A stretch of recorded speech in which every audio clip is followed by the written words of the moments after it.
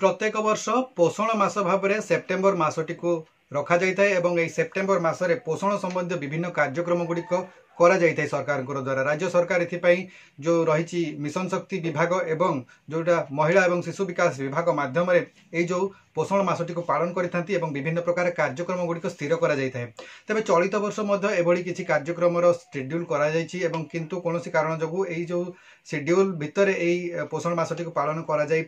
कारण रही है जे कम्युनिटी सपोर्ट स्टाफ माने जो जीपीएलएफ रे काम कर विभिन्न प्रकार दायित्व रही सेगुड़ी से कहीं कार्यबंद आंदोलन रही जहाँफल कि पोषण मासटीर जो टाइम शेड्यूल रही है किसी परिवर्तन होती जहाँफल कि जो शेड्यूल धार्य कर शेड्यूल कार्यक्रम गुड़िक कम्प्लीट हो पारि ना किंतु निश्चित भाव में जेहेतु पोषण मास रही तेणुक या परवर्ती समय संभावना रही आगामी समय निश्चित भाव में पोषण मास पालन करते माने कार्यबंद रु ओहरी जीवे जिते जो पोषण मास सरकार आ गोटे चिठी जारी करेंगे से निश्चित भाव में पोषण मास कार्यक्रम करा चैनल टी को सब्सक्राइब करी बेल बटन को ऑन कर दियंतु एवं ता सहित एई वीडियो को गोटिए लाइक कर दियंतु। तो एथिपाई जो चिठीटी वर्तमान जारी करा जितला जो शेड्यूल रही ताहा केउ समय रु केउ समय मध्य रही कौन चिठीर विषय वस्तु रही जानिबा कहीं गोटे मिशन शक्ति विभाग तरफ चिठी जारी करा जितला जोटा कि 26/9/2025 रे जारी करा जितला माने 26 सेप्टेम्बर चिठी जारी करा जितला एवं ये जो चिठी जारी करथिले ताहा रहितला स्टेट मिशन डायरेक्टर कम सीईओ ये चिठी को जारी करथिले एवं समस्त सीडीओ कम ईओ जिला परिषद को चिठी को जारी करा जितला एवं एथिरे कहा जितला जे राष्ट्रीय पोषण माह 2025 पालन करबा पई किभली भाबरे सब शेड्यूल प्रस्तुत करा जायछि केउ डेट केउ केउ कार्यक्रम गुड़िक हेबो ता विषय चिठी को जारी करा जितला एवं ए जो चिठी रही एथिरे कहा जायछि जे जो चलित वर्ष माने 2025 पई जो पोषण मास पालन करबा पई जो समय रखा जितला ताहा रहितला 17 सेप्टेम्बर रु 16 अक्टोबर मध्य यही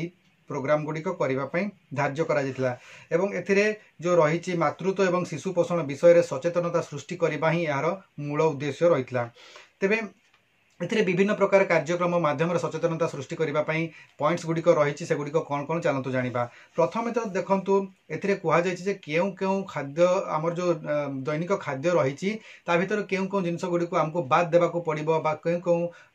जो द्रव्य गुड़िकर व्यवहार आमको कम करने को पड़िबो ता विषय कहा जायछि एवं कहा जायछि जे चीनी लुण एवं जो तेलर व्यवहार को कमेबा पई प्रतिदिन खाद्य यही जो रही चीनी लुण और तेलर व्यवहार को कम करने आम जाचु प्राय बहुत जन जे चीनी खाइबा द्वारा अनेक डायबिटीज रोगर माने पीड़ित होती सहित लुण द्वारा ब्लड प्रेशर बढ़ुची एवं ता सहित जो ऑयल कंजप्शन रही से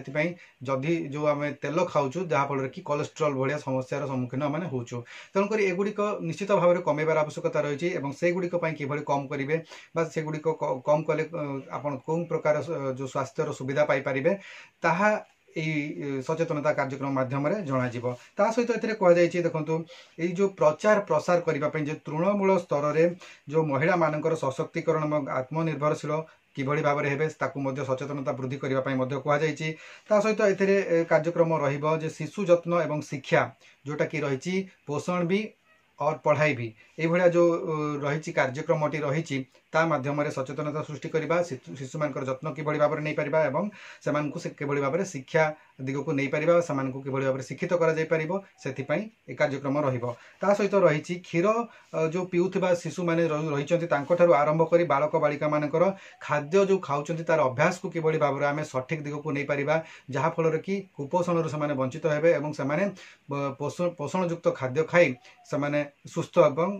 सुस्थवान रही पारिबे सेथिपई सचेतनता सृष्टि करने को पड़ो। तापर रही आ गोटे पॉइंट जो मेन स्ट्रीमिंग यहाँ बड़ इंपोर्टेंट पॉइंट मेन स्ट्रीमिंग कारण परिवार रे पोषणर दायित्व केवल महिला माने नहीं थांती किंतु केवल महिला मानकर ही दायित्व हेबा कथा नुहे पुरुष माने मध्य समान सहभागिता रहिबा दरकार पुरुष माने मध्य ई पोषण संबंधी जिनस गुड़िक जानिबार आवश्यकता रही कारण जो जतिकी महिला मानकर दायित्व रही पुरुष माने भी सेतिकी पोषण संबंधी जो सब जिनस गुड़िक रही से गुड़िक विषय से सचेतनता हेबा दरकार जानिबा दरकार किभली भाव में पोषण युक्त खाद्य प्रस्तुत करबा पोषण युक्त खाद्य छुआ मानकु किभली भाव में देई परिबा से विषय में पुरुष मानकु अधिक रु अधिक किभली भाव में इन्वॉल्वमेंट करबा तार मध्य कार्यक्रम माध्यम करने कहा जायछि। यही सब कार्यक्रम गुड़िक जो रही